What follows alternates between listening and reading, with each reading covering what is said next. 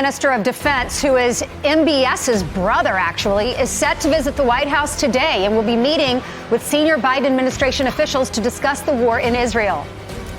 All right, here this comes on the heels of President Biden holding an emergency phone call with Prime Minister Benjamin Netanyahu, urging him to protect innocent Palestinian civilians in Gaza, allow them to access to humanitarian aid. And right now, airstrikes continue along the Israel-Gaza border. You can see them right there. Look at all that smoke. As Fox News learns, officials from the Jewish state met with Qatari negotiators over the weekend to discuss releasing the 239 people being held hostage. Trey Yinks joins us live on the ground in southern Israel. What's the latest on the ground invasion, Trey?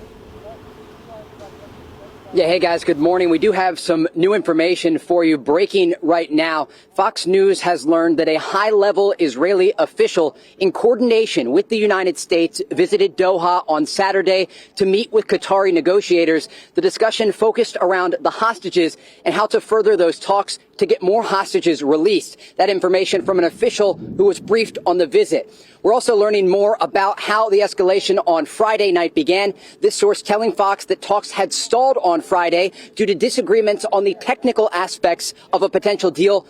The talks did continue on Saturday and were described by this source as productive. All of this comes as Israeli forces are now operating in the Gaza Strip behind me. I want to show you what it was like just 2 hours ago.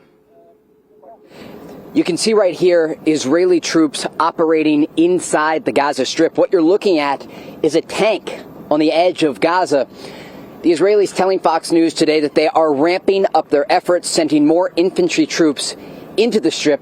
The level of destruction is significant. Over the past 24 hours, Israel hit more than 600 targets inside Gaza. We can hear fighter jets overhead and the artillery units working in the distance as day 24 of the war unfolds. Even as we speak, the Israelis are launching illuminator rounds into Gaza, marking their next targets. We have some video of those forces operating on both the western and eastern side of Gaza. We were just on a hilltop looking into Gaza, and you can see plumes of smoke rising up from many different locations. The spokesman for the Israeli military, Daniel Hagari, talking today about the situation. Take a listen. Over the past day, we have expanded ground activities with additional forces entering the Gaza Strip, including infantry, armored corps, combat engineering, and artillery corps. Through integrated strikes of the ground forces and the IAF, dozens of terrorists were eliminated last night who had barricaded themselves in buildings and attempted to attack the forces that were moving in their direction. I want to explain and provide an example. We are conducting expanded ground operations in the Gaza Strip. You can see the aftermath of Israeli strikes here inside Gaza, complete blocks leveled and reduced to rubble. I've been talking with Palestinian civilians in the Strip today. They say the Israelis have destroyed the two main access roads to the northern part of Gaza, effectively cutting off the south from the north as those infantry troops continue to push deeper into the Strip. We expect these activities to continue throughout the day. The roar of fighter jets overhead as the Israelis target other positions inside. Guys, back to you. So Trey, the unrest within the political unrest with Benjamin Netanyahu offering an apology after a tweet that really alleviated himself from any blame on October 7th and him coming and apologizing later. How much is this unrest and Benjamin Netanyahu not really doing much outside that speech the other day playing into how this invasion is prosecuted? I would point to the remarks that Israeli Prime Minister Benjamin Netanyahu made when he was joined by his war cabinet and his defense minister, Yoav Gallant, the other night, as they were talking about the situation on the ground and the decision to enter the next phase of this war. Netanyahu that night said that questions will need answers, and not just from his cabinet and from the intelligence heads here in Israel, but also from himself. And there is a lot of frustration. Questions remain in Israel about how the security breach on October 7th could take place. The Gaza border was touted by the Israelis as the most advanced and most secure border in the world.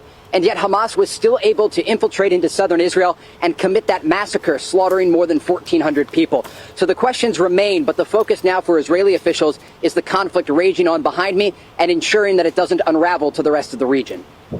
All right, Trey, thank you so much. Thanks, Trey. Be safe out there. Trey Yinks, live in southern Israel with the very latest on the war. Trey, what are you seeing right now? Yeah, Todd, Carly, good morning. We are learning at this hour the Israelis say they've expanded their ground operations into the Gaza Strip behind me. I do want to show you the level of destruction we can see from this location. What you're looking at here is the northern part of the Gaza Strip, where the Israelis and Hamas say there was a gun battle yesterday. The Al-Qassam brigades from Hamas engaging Israeli forces. The Israelis say they killed dozens of militants who barricaded themselves in buildings and in tunnels. You can see the Israelis have been using artillery along the border and also hundreds of airstrikes to destroy many of these positions. We have some video here showing the Israeli forces operating inside Gaza. The Israelis say, and you can hear that outgoing artillery as we speak, the Israelis say that they hit over 600 different targets, including weapons depots, dozens of anti-tank missile launching positions, and also staging grounds for Hamas. We're also getting some new images from Gaza. Drone video taken by journalists throughout the Strip shows destruction completely wiped from the map, many neighborhoods. As the Israelis look to cordon off the northern part of Gaza, their efforts here are focused on this one particular part of the Strip where they say there is a tunnel system beneath Gaza and also a number of different Hamas positions. Now, yesterday, more than 24 aid trucks were able to make it into the Strip as the more than 2 million civilians do need support, medicine, and any sort of food that they can get. You saw the images yesterday of Palestinians raiding a UN warehouse, and we do expect the humanitarian situation to deteriorate as this conflict continues. But again, the latest information that we have today, the Israelis say they are ramping up their efforts inside Gaza, sending more infantry troops into the Strip and pushing deeper into Gaza City. Guys, yeah, that's right. And Prime Minister Benjamin Netanyahu is calling this the second phase of the war.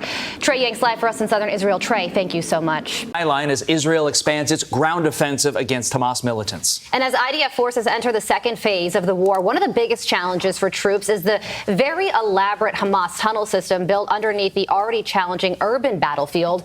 Ohio congressional candidate Chris Banweg is a Marine Corps lieutenant colonel who served in the Middle East, and he joins us now. Good morning to you. You know, Israel has elite forces, incredible technology, but there are those who say that this tunnel system will neutralize all that. So how do IDF forces navigate this situation? Well, first off, thanks for having me on. But I think it's fair to say that the challenges ahead for the Israeli Defense Forces cannot be overstated. In my experience with Central Command and working with the IDF, I can appreciate just how incredibly challenging this battlefield will be. It's once you get through the Gaza area and into this, it's like a second city underground with all the challenges of an urban conflict area, but amplified. You think about small spaces and unknown pathways, and the fact that as a baseline, there is no natural light. And if you can recall the last time you tried to navigate your own house in the middle of the night without turning on the lights, you can start to imagine where their day begins when we start to talk about tunnel warfare and the underground areas that Hamas has. Now, we also have to consider that Hamas chose this battle, and they have already shown their barbarism. So when we think about the amount of time and ability they've had to prepare it, there's no limit to the number of traps and ambushes that they can put in place for the IDF. And they have shown their intent to injure the Israelis, to hurt them as best they can. There are reports that bunker buster bombs are being used. Seems like it makes sense. You want to bust the bunker, so you use a bomb. But it seems like there could be ancillary issues with regard to casualties of your own troops, potentially the hostages. Explain how these work and why they're going to be utilized. No, Todd, that's actually a great question. In my past deployments, we've used some similar technology in Iraq, earlier in Ramadi and Mosul. You can set a delay potentially on the fuse of some of these explosives so that they will go to the depth that they need to and detonate. When we think about the math and the science that goes into it, the technology is absolutely there for us to be careful in the way that we are applying these ordinances. But it's not perfect. As you said, there is risk to both anyone underground and our troops that are in the area. Absolutely. Lieutenant Colonel, Marine Corporal Chris Banweg, thank you so much for joining us. We appreciate it.